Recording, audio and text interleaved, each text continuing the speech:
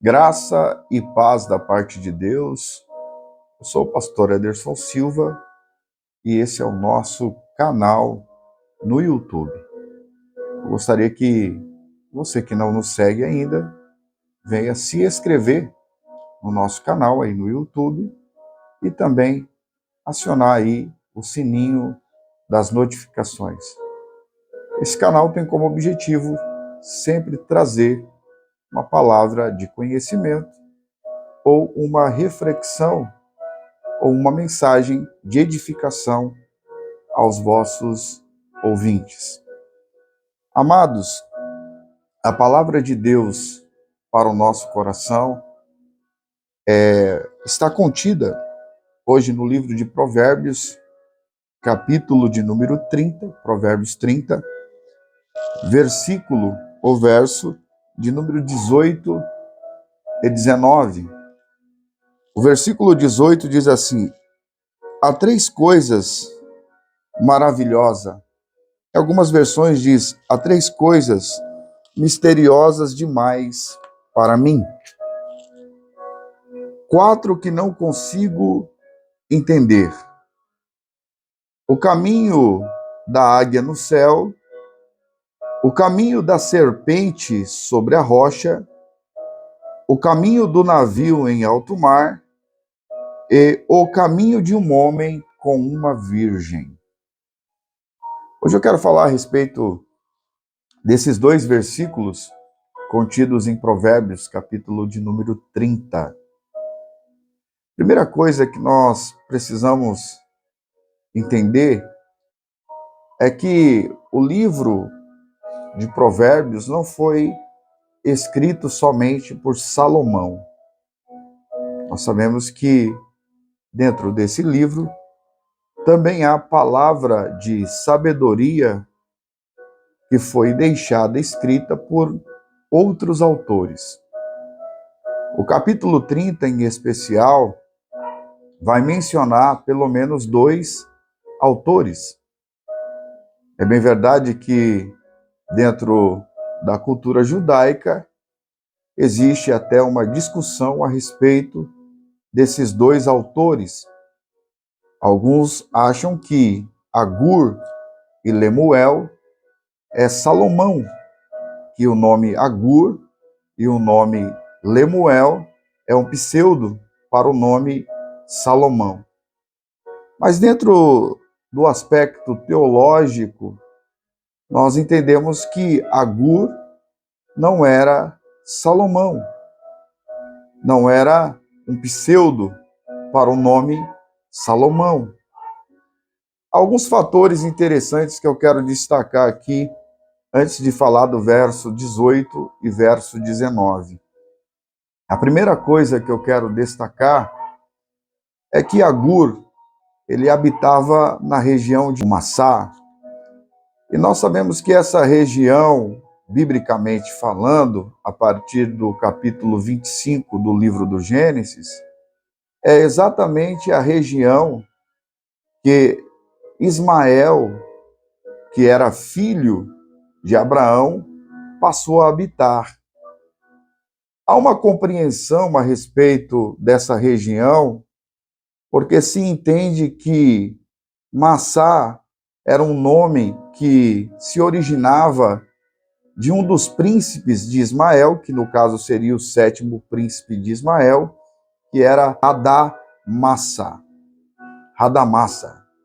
Então, Hadamassa era o sétimo príncipe de Ismael, e se entende que Massá era a região que Hadamassa habitava. E Agur pertencia a essa região. A gente precisa também compreender que a intenção de Agur em escrever Provérbios, capítulo de número 30, é destacar a sabedoria de Deus e a pequenez da sabedoria humana. Isso é, Agur exalta a sabedoria de Deus e diminui a sabedoria humana. A intenção de Agur é demonstrar aos seus leitores que a sabedoria de Deus, muitas das vezes, é incompreensível ao entendimento humano. que Deus é sábio ao ponto de muitas das vezes não ser compreendido pela sabedoria dos homens. E quando ele chega no verso de número 18, ele vai falar que ele encontrou algumas coisas maravilhosas, algumas coisas que para ele eram misteriosas. E ele vai narrar que essas coisas eram misteriosas ou maravilhosas demais, ao ponto que ele não conseguia compreender essas coisas.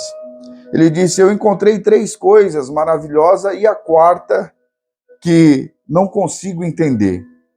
A primeira coisa que para Agur era um mistério ou era algo maravilhoso, está no verso de número 19.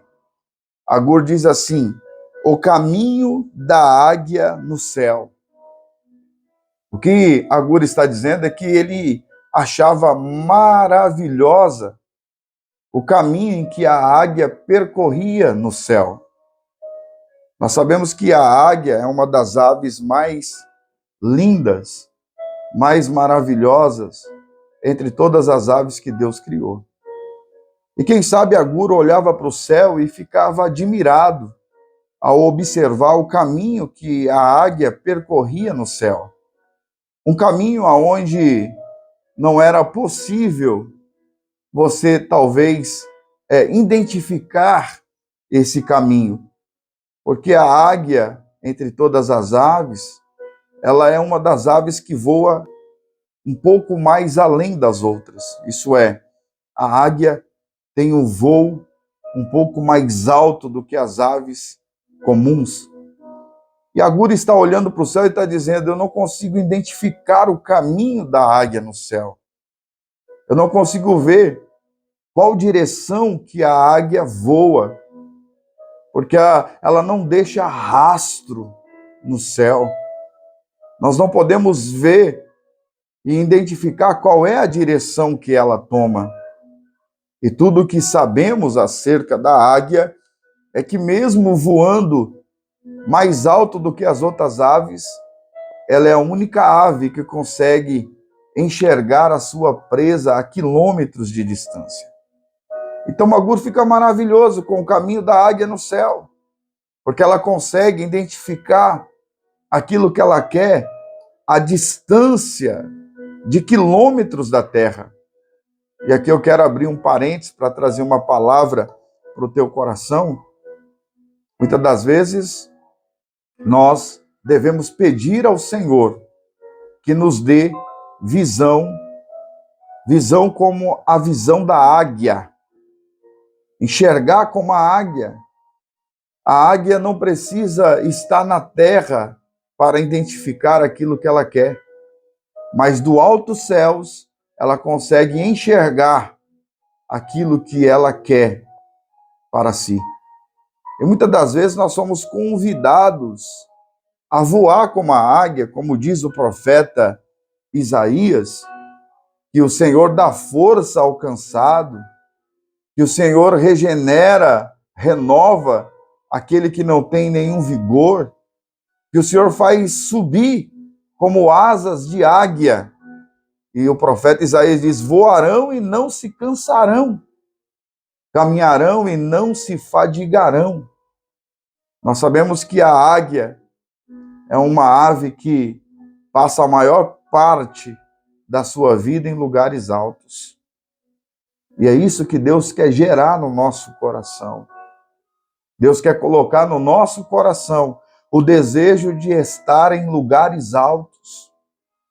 A águia, ela, por estar em lugares altos, ela consegue ter uma visão mais ampla da terra. Quando nós estamos no fundo do poço, nós não conseguimos enxergar muita coisa. Quando nós estamos cercados por circunstâncias contrárias, adversidades, lutas, tribulações, a nossa visão fica limitada. Mas quando nós voamos como asas de águia, como diz o profeta Isaías, nós somos renovados pelo Senhor. E a nossa visão é totalmente diferente da visão terrena, da visão de quem está na terra. Eu me lembro que no ano de 2011 eu tive a minha primeira experiência de entrar dentro de uma aeronave, de um avião, deixar aqui a cidade de Londrina e ir até o estado do Acre. E naquele dia eu fui a São Paulo, fiz uma escala de voo e o nosso voo não pôde pousar no horário que havia sido determinado no estado do Acre, e o avião teve que se direcionar para Manaus, porque o aeroporto de Rio Branco, no Acre, estava fechado. Era meu primeiro voo, era a primeira vez que eu estava dentro de um avião, de uma aeronave, e sentado na janela eu pude contemplar as riquezas, a glória de Deus dentro da obra da criação. Estar dentro de um avião e olhar da janela um rio, um riacho, árvores, cachoeira, as aves, os animais, e lá de cima tudo parecia tão pequeno, lá de cima tudo parecia tão minúsculo. E muitas das vezes, quando nós estamos na terra, cercado por tantas lutas, a gente olha e a nossa visão para aquela luta, para aquele momento, para aquela fase, é a visão que nós estamos enfrentando algo tão grande. Mas se nós levantarmos voo na asa do Espírito e voar como águia, lá de cima, em uma outra dimensão, isso é, numa dimensão espiritual, nós vamos poder enxergar que a nossa luta é tão pequena para um Deus tão grande, tão poderoso como é o nosso Deus. Agur teve essa ideia, teve esse pensamento do caminho da águia no céu. Ele diz, é maravilhoso, porque a águia, ela sempre está em lugares altos. Ela sempre vai ver aquilo que ela quer de uma maneira minúscula, menor. E é assim que nós temos que ver a vida. Talvez os nossos sonhos sejam tão grandes que a gente acha que nunca vai realizar. Mas se a gente tiver uma visão de águia, a gente vai ver que aquilo que a gente busca, aquilo que a gente deseja conquistar, é tão pequeno, está dentro daquela capacidade que o Espírito Santo gerou em nós para conquistar. Porque o nosso Deus é maior do que todas as coisas. Em segundo lugar, Agur vai destacar dizendo que algo que deixava ele maravilhado, que era misterioso para ele, era o caminho da serpente, da cobra, na rocha, na penha. Ele diz, o caminho da cobra na penha. Eu busquei, cavei algumas coisas sobre isso e é difícil a gente identificar, até mesmo na biologia, o caminho da cobra na penha. A gente sabe que a serpente, ela não deixa muito rasto por onde ela passa. A serpente, ela é uma animária sagástica, que ela, muitas das vezes, não é identificada pelo ser humano.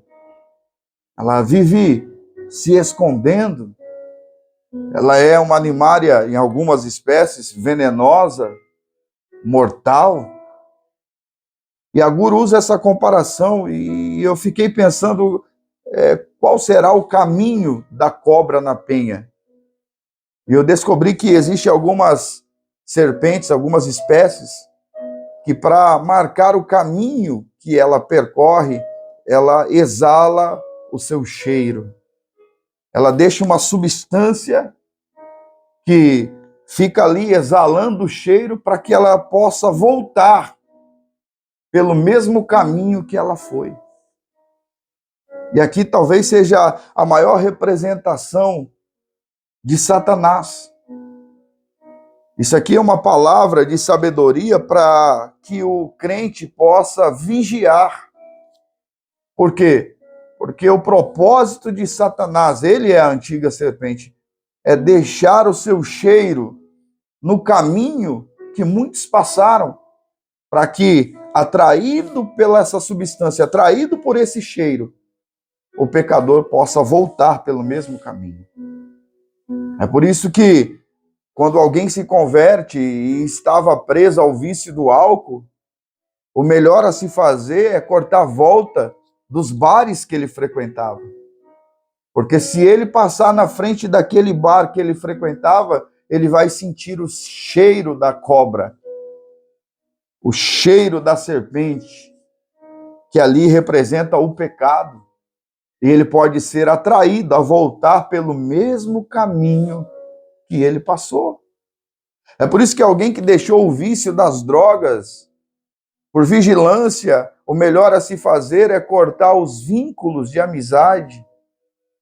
O melhor a se fazer é desviar do caminho de onde ele adquiria a droga, de onde ele buscava a droga, porque o diabo deixou lá o cheiro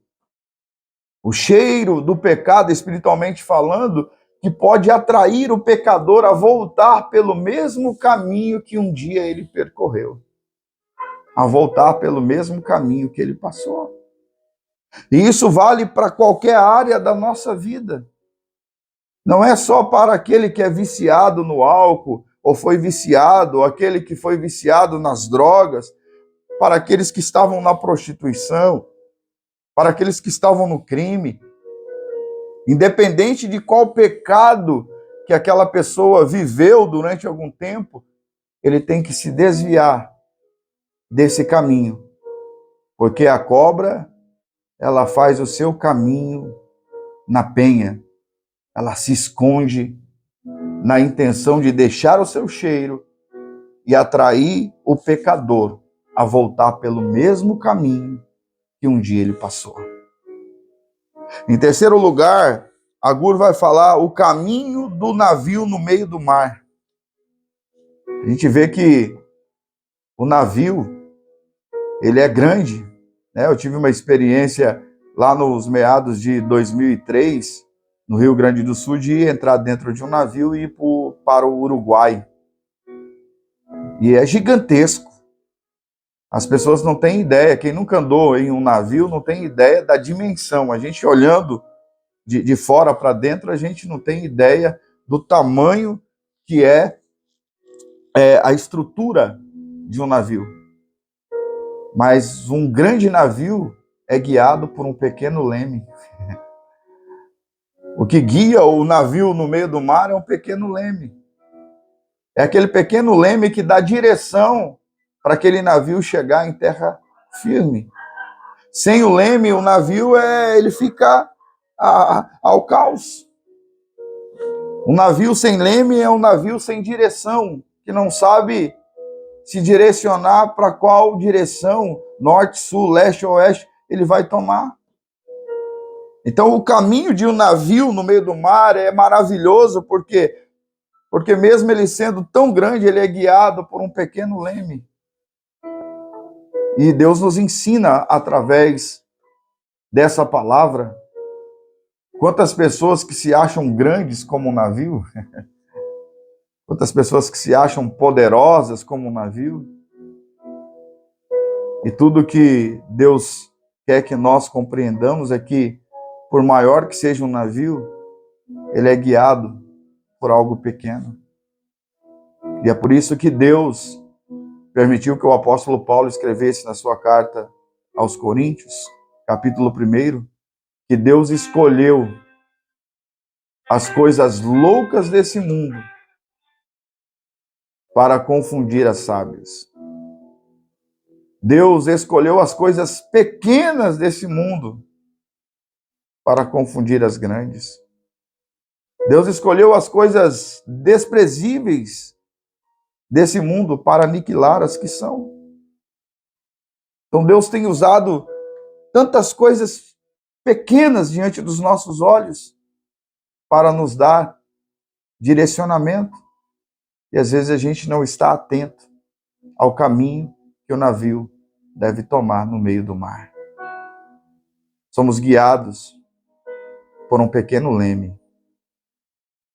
Isso aqui demonstra a simplicidade, a humildade da palavra de Deus. Muitas pessoas olham e dizem, não, as escrituras, a Bíblia, tem gente que não crê. Mas uma palavra é suficiente para dar direção a um homem que está perdido no meio do mar. Uma palavra é suficiente para tirar uma pessoa do meio do caos. Dá direcionamento familiar, direcionamento ministerial, direcionamento profissional. Somos um navio no meio de um mar gigantesco, guiado por um pequeno leme. Em último lugar, ele diz assim, a quarta eu não consigo entender. Agur está dizendo, a quarta coisa eu não consigo compreender, o caminho de um homem com uma virgem. Isso aqui é profético. Isso aqui está falando do caminho que Jesus trilhou como homem com a igreja. O caminho de um homem com uma virgem aponta para a obra de Cristo. O sacrifício que ele fez pela igreja, a sua morte na cruz, o sangue derramado, o seu sofrimento, a cruz, a coroa, o açoite, toda aquela dor que Jesus enfrentou, de forma profética, está aqui representada no verso 19, o caminho de um homem com uma virgem. Por quê? A Bíblia diz que nós temos que se procurar, se apresentar como uma esposa, uma virgem, sem mancha, sem ruga, sem semelhança, imaculada. A igreja é comparada a uma virgem, pelo apóstolo Paulo. Uma virgem que precisa estar santificada para o dia do Senhor. Olha para Mateus 25, a parábola das 10 virgens, mais uma vez.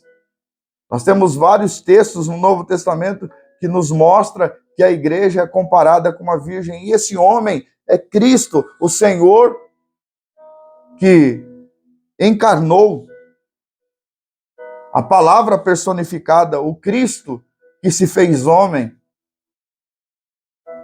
Se fez homem para poder percorrer na terra como homem, juntamente com a sua virgem, que é a igreja. Possamos santificar a nossa vida. Possamos purificar a nossa vida. Porque um dos maiores mistérios, em Provérbios 30, 19, é quando Agur diz assim, isso aqui é muito grande para mim, o caminho de um homem com uma virgem. As virgens no Antigo Testamento, elas tinham um papel tão importante que quando um rei ia para o campo de batalha, quando o rei ia para a guerra, as primeiras pessoas a serem convocadas eram as virgens de Israel. E quando o exército ia se posicionar para a batalha, as virgens iam na frente dos sacerdotes cantando louvores a Deus, enquanto os sacerdotes tocavam seus instrumentos com a arca da aliança. E a Bíblia diz que quando os inimigos ouviam o canto que saía das mulheres virgens, das moças virgens de Israel, os inimigos temiam. Porque os inimigos sabiam que aonde tinha muitas virgens, havia muitos reis. Porque geralmente as virgens no Antigo Testamento eram mulheres, eram moças que eram dadas a reis. Então, se houvesse um coral de uma grande quantidade de virgens, é porque ali existia vários reis. E por diversas vezes, Israel venceu a batalha pelo canto das virgens. Venceu a batalha pelo louvor das virgens. Tanto que a palavra virgem é traduzida como donzela em alguns dicionários, mas etimologicamente falando, muitas das vezes se traduz a palavra virgem como soprano. Soprano, para quem não sabe, no vocal é a voz da autoridade, é a voz maior, é a voz mais alta. Então, quando as virgens se reuniam no campo de batalha para louvar a Deus, a Bíblia diz que os inimigos temiam.